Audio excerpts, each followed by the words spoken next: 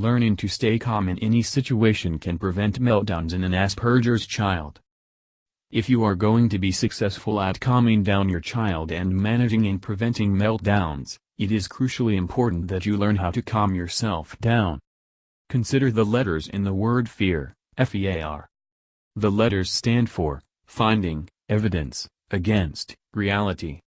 When we get afraid or anxious, our brains actually start eliminating evidence that doesn't agree with us.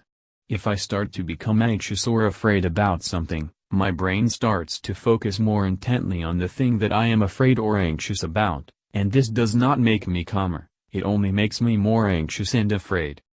Think about when you were a child and there was a thunderstorm. As you were lying in bed, you looked into your closet and what did you see? A monster, and as you started thinking about the monster you began to see the arms of the monster and the legs of the monster and then the eyes, and then you even started to see the monster move.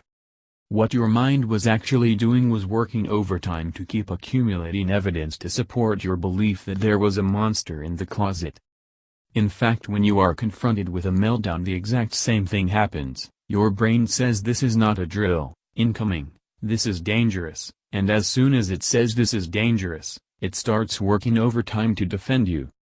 So our first objective when learning to successfully manage and prevent meltdowns is to learn how to stay calm in any situation, because sometimes fear itself is the very problem.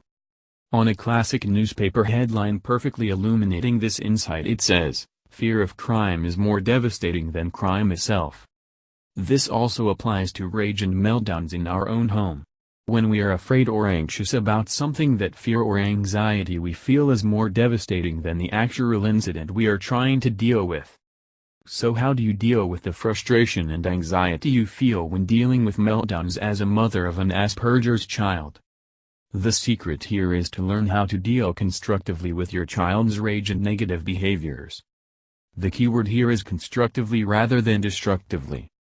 Everyone here deals with anger, rage and meltdown with their Asperger's child.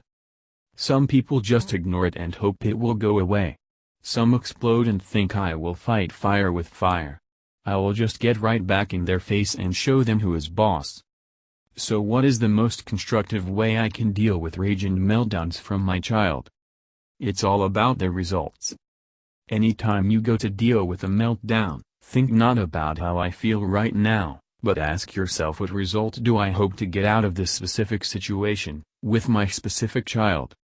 There are times when it is better to get more intense with your child, and there are times when you should pull back.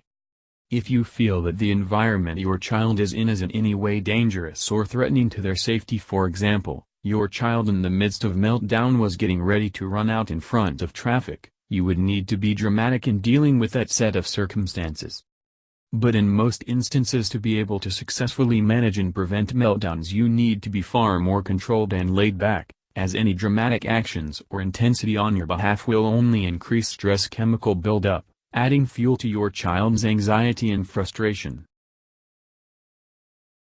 If you are struggling with rage and meltdowns and you want to be able to successfully manage and even prevent meltdowns from occurring altogether, instantly download our highly successful ebook program, which is a quick read that has been specifically designed for parents, teachers and carers from AspergerMeltdowns.com. Or visit AspergerMeltdowns.com for our full free collection of videos for successfully managing and preventing rage and meltdowns in Asperger's children.